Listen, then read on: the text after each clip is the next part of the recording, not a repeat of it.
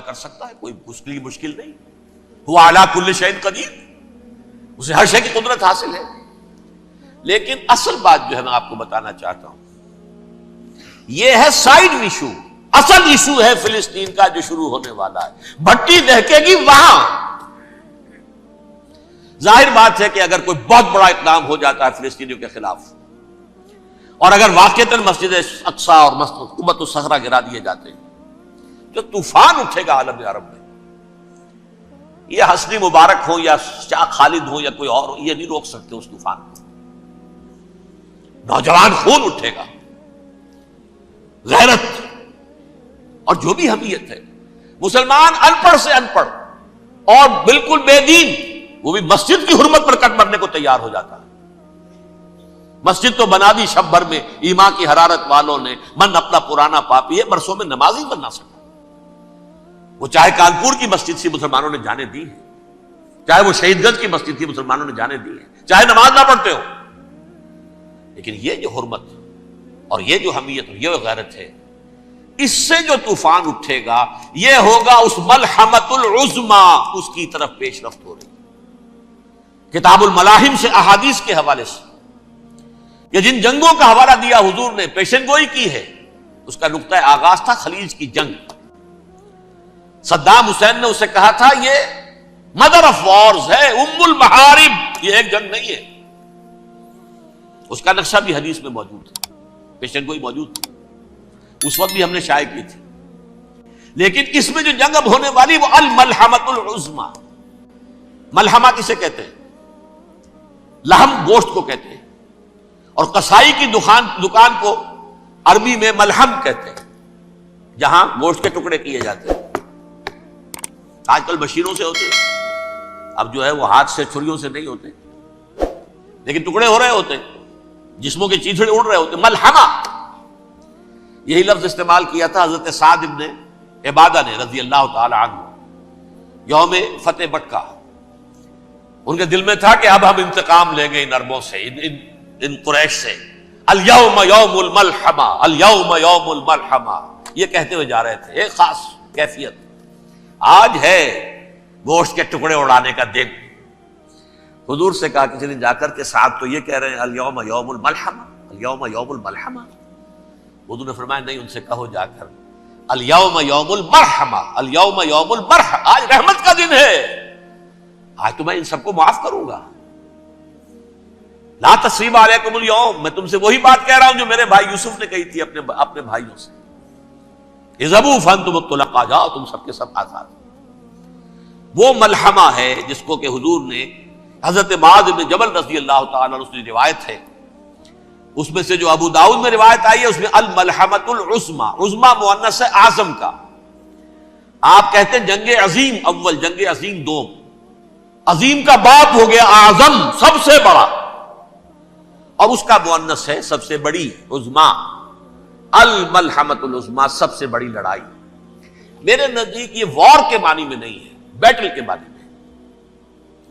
انگریزی میں یہ دو لفظ علیحدہ ہیں، وار، بیٹل. وار سالوں کو محیط ہوتی ہے، بیٹل کسی ایک خاص جگہ پر جو لڑائی ہوتی ہے اس کو کہتے ہیں. حضور کے اور قریش کے درمیان 6 سالہ وار تھی، جنگ تھی. لیکن battles, battle of Uhud, battle of Badr, یہ بیٹلز تھی، لڑائیاں تھی. تو عظیم ترین جنگ شاید اس اعتبار سے نہ ہو جیسے کہ ورلڈ وار 1 اور ورلڈ وار 2، یعنی اس کی وسعت کا اتنا معاملہ نہیں اور طوالت کا نہیں. لیکن جو لڑائی جو ہے بیٹل ہونی ہے، جس کو کہ یہ لوگ، یا چونکہ میں نے کہا تھا شروع میں کہ سرما ہے میری آنکھ کا خاک حجاز و حول قدس. نیو ٹیسٹمنٹ کی آخری کتاب ہے the book of revelation, revelation of saint John. اس میں آرمگڈون کہا گیا ہے اسے. ہر مجدون، یہ عبرانی لفظ ہے. ہر کہتے ہیں اونچی جگہ کو، سطح مرتفع. مجدون میگیڈو، میگیڈو ایک وادی ہے، مرتفع، وادی مرتفع. یہ ہے واقع لبنان، اسرائیل اور شام کے درمیان جو ٹکڑا، جو ٹرائنگل بنتی ہے، یہ ہے. یہاں پر بڑی جنگ لڑی جائے گی، اور یہ جنگ صلیب ہوگی جو کہا ہے بش نے. یہ جنگ صلیب 2nd ملینیم شروع ہوئی تھی تو پہلی صلیبی جنگ ہوئی تھی. 3rd ملینیم شروع ہوا ہے، یہ 2nd صلیبی جنگ ہے، یہ کروسیڈ ہے. اور میں اس مرتبہ امریکہ گیا تھا تو پہلی مرتبہ مجھے وہاں ایک رسالہ ملا ٹرمپٹ نام کا. یہ امریکہ کے جو بہت ایکسٹریمسٹ قسم کے پروٹیسٹنٹس ہیں، یہ ان کا رسالہ ہے، اور ان کے بارے میں اب کہا جا رہا ہے وہ کرسچین زائنسٹ ہیں. آپ شاید پہلی مرتبہ یہ لفظ سن رہے ہو. زائنسٹ تو ہم سمجھتے ہیں یہودیوں کو، کرسچین زائنسٹ وہ ہیں جو ہیں تو عیسائی پروٹیسٹنٹس ہیں، لیکن اسرائیل کے وہ حمایتی یہودیوں سے بڑھ کر ہیں. یہ میری کسی پہلی تقریر میں شاید بہت سے حضرات کو یاد آ جائے، میں نے کہا تھا 4 سال پہلے ہمارا تنظیم اسلامی کا ایک کنونشن ہوا تھا ہیوسٹن میں، امریکہ کا جنوبی علاقے کا شہر ہے. ایک سیشن اس میں ہم نے رکھا تھا انٹرفیتھ، ایک عیسائی کو بلایا تھا، ایک یہودی بہت بڑا وہاں کا عالم ہے اس کو بلایا تھا. اس یہودی عالم نے ڈاکٹر وشوگراٹ، جو وہاں کی یونیورسٹی میں پروفیسر ایمیریٹس ہے، اس نے کہا تھا کہ یہ اسرائیل کو تو سپورٹ کر رہے ہیں عیسائی، ہم تو نہیں کر رہے. جو پریکٹسنگ یہودی ہیں وہ زیادہ اسرائیل کے حق میں نہیں تھے، یہ تو سن 67 کے بعد انہوں نے اسرائیل کو تسلیم کیا ہے. وہ تو منتظر تھے کہ ہمارا مسیحا آئے گا تو اس کی قیادت میں جنگ کریں گے، جیسے شیعہ منتظر تھے کہ مہدی موعود آئیں گے تو پھر ہم کچھ کریں گے. وہ امام خمینی نے کہا بھائی جب وہ آئیں گے آ جائیں گے، لیکن ہم کچھ راستہ کے لیے. زائنسٹ نے آگے بڑھ کر ریاست قائم کر لی، اور جب یروشلم پر بھی پورا قبضہ کر لیا تب جو ہے در حقیقت مذہبی یہودی جو ہے پھر انہوں نے اپنایا ہے، اون کیا ہے، اور نئے سیٹلمنٹس جو بھی بنے ہیں وہاں پر اسرائیل میں اس میں اکثر و بیشتر مذہبی یہودی آیا، اور بروکلن کے علاقے سے سب سے بڑھ کر آئے ہیں، جو امریکہ میں نیو یارک کا ایک جنوبی علاقہ ہے، بہت بڑا یہودیوں کا بہت بڑا گڑھ ہے. نیو یارک کو جیو یارک بھی کہا جاتا ہے، وہ تو اصل میں مرکز جو ہے وہ تو یہودیوں کا ہے.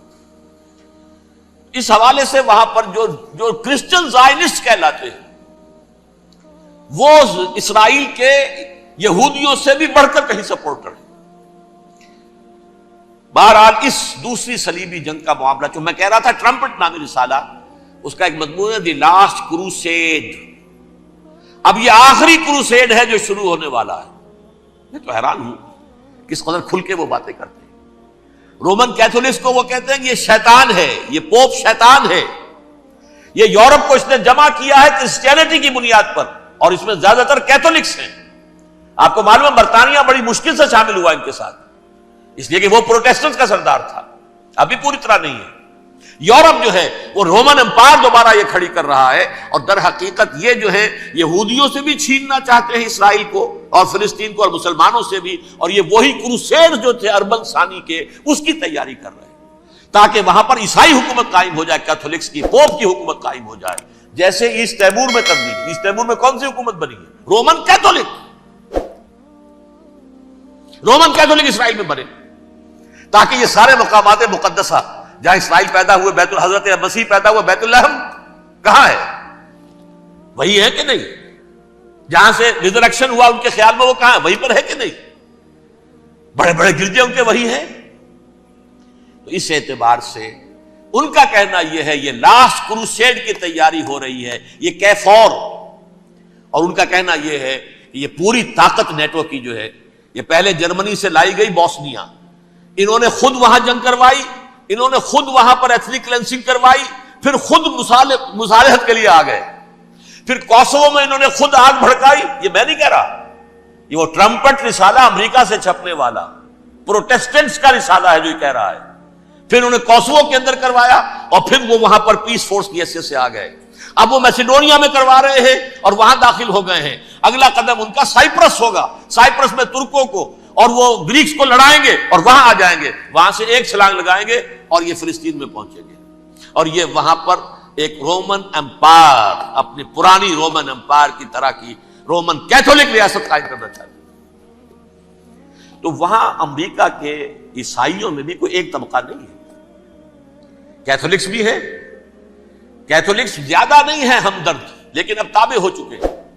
اسحاق ریبین نے جب یہ پیس ٹاک شروع ہوئی تھی، آپ کو یاد ہوگا شاید کہ جب وہ آیا تھا واشنگٹن سے واپس فلسطین اسرائیل، تو پہلے روم میں رکا for an audience with the Pope, اور پوپ کو اس نے ایک مرتبان سا پیش کیا تھا، حضرت سلیمان علیہ السلام کے زمانے کا مرتبان، اور کہا تھا دیکھیے 3000 برس تک ہم نے اس کی حفاظت کی ہے، اب یہ میں آپ کے حوالے کر رہا ہوں. اس کے بعد سے پوپ جو ہے بالکل رام ہو گیا اور وہ عیسائیوں کے ساتھ اور یہودیوں کے ساتھ ان کا پورا معاہدہ ہو. اب پورا عیسائی ورلڈ جو ہے بعثت مجموعی یہودیوں کے شکنجے میں ہے. البتہ ان کے اندر بھی جھگڑے ہیں. جو وہاں پر وائٹ کرسچن ملیشیاز ہیں وہ ایکسٹریمسٹ ہیں کیتھولکس. ان کے نزدیک دشمن نمبر 1 یہودی، دشمن نمبر 2 مسلمان، دشمن نمبر 3 جو یورپ میں کالے ہیں، ایفرو امریکن، چاہے وہ عیسائی ہو گئے ہوں کوئی بھی ہو. یہ 3 دشمن ہیں جن سے انہوں نے کلینز کرنا ہے، صاف کرنا ہے ان کے خیال کے مطابق امریکہ کی سوسائٹی کو. اولاً یہود، پھر مسلمان، اور پھر یہ جو کالے ہیں. لیکن دوسری طرف پروٹیسٹنٹس کے اندر ایکسٹریمسٹ وہ ہیں جنہیں کہا جا رہا ہے یہ کرسچین زائنسٹ ہیں، یہ اسرائیل سے بڑھ کر سپورٹرز. بہرحال یہ اب جنگ ہوگی، اس کا نتیجہ کیا نکلے گا یہ تو اللہ ہی جانتا ہے. اب میں آخری بات کی طرف آ رہا ہوں. آخری نتیجہ تو جو بھی کچھ اپس اینڈ ڈاؤنز آئیں گے. تلک الایام نداولھا بین الناس. آخری نتیجہ ڈراپ سین وہ یہ ہوگا کہ اللہ کے دین کا بول بالا ہوگا اور پوری دنیا پر محمد کے لائے ہوئے دین صلی اللہ علیہ وسلم کی حکومت قائم ہوگی. وہ گویا قیامت کی تمہید ہوگی، اس کے بعد بس قیامت آئے گی. کیونکہ مقصد کائنات، تخلیق کائنات پورا ہو جائے گا. پوری مخلوقات کے اندر مقصد تخلیق، کلائمیکس آف کریشن محمد الرسول اللہ صلی اللہ علیہ وسلم. دین کی تکمیل محمد الرسول اللہ صلی اللہ علیہ وسلم. اور اس خلافت عرضی کے لیے جو حضرت آدم کو خلافت دی گئی تھی، جب اس میں وہ خلافت پوری دنیا پر قائم ہو جائے گی اس کا مقصد پورا ہو جائے گا. And that will be the beginning of the end. اس کے بعد قیامت ہے. آخری نتیجہ تو یہ نکلنا ہے. اس سے پہلے سزائیں ہمیں بھی مل رہی ہیں. اور یہاں میں کانٹے کی بات جو چھوڑ گیا تھا اس کو بیان کر دوں. اللہ نے اس مغضوب علیہم قوم کو، اس ملعون قوم کو کیوں اب تک چھوٹ دیے رکھی؟ میں بتا چکا ہوں یہ بڑے عذاب کے مستحق ہو چکے تھے حضرت عیسیٰ علیہ السلام کے زمانے میں. چھوٹ دی ہے ابھی تک ہے، بلکہ ایک مرتبہ ابھارا ہے.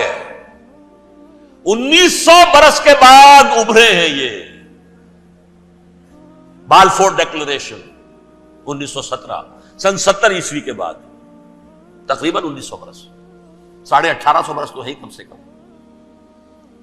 پھر creation of Israel 1948، 1967 extension of Israel, یروشلم پر قبضہ. یہ سارا جو ہے کیوں ہے؟ اللہ تعالیٰ اس خیر امت محمد صلی اللہ علیہ وسلم، اس کے بہترین حصے کو سزا ان ملعونوں کے ہاتھوں دے رہا ہے.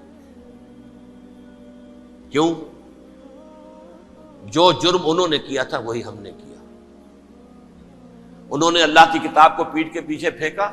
نبذ فریق من الذین اوتوا الکتاب کتاب اللہ وراء ظہورہم. ہم نے اپنی پیٹھوں کے پیچھے پھینکا کہ نہیں؟ کولونیل رول سے آزاد ہوئے، کہیں اسلامی قانون نافذ کیا، کہیں اسلامی نظام قائم کیا. تو جو جرم ان کا تھا وہی ہمارا ہے. اور ہم خیر امت ہیں، اور ہمارے میں سے خیر ترین عرب ہیں. ان پر اللہ کا فضل، ان کی مادری زبان میں اللہ کی کتاب موجود ہے.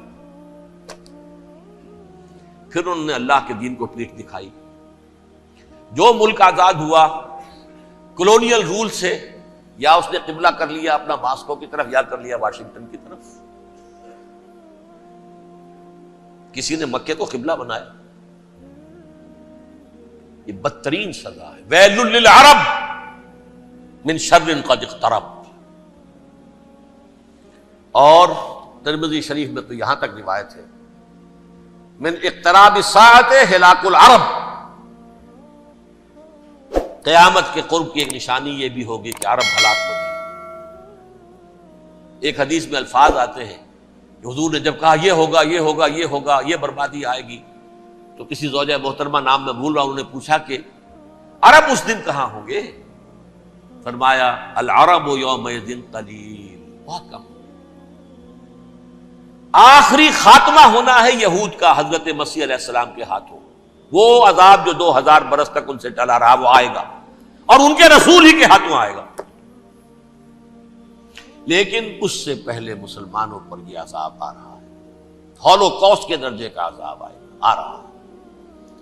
البتہ ہم پاکستانی اس میں یوں سمجھ لیجئے کہ وہ تو خبریں موجود ہیں احادیث میں، وہاں تو جو ہونا ہے.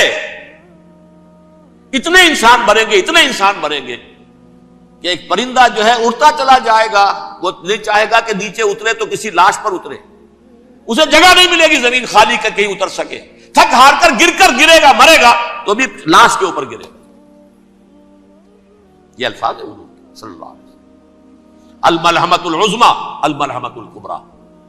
یہ لاسٹ کروسیڈ ٹرمپٹ اخبار نے، میں اس کا فوٹو اسٹیٹ بھی کبھی آپ کو دکھا دوں، ویسے میرے ساتھ ہے وہ رسالہ ٹرمپٹ. دی لاسٹ کروسیڈ اس کی تیاری ہو رہی ہے. وہ الملحمۃ العظمی اور ملحمۃ الکبریٰ جو ہے وہ آنے والی ہے. ابن ماجہ میں کبریٰ کہا ہے، اکبر کا مؤنث کبریٰ.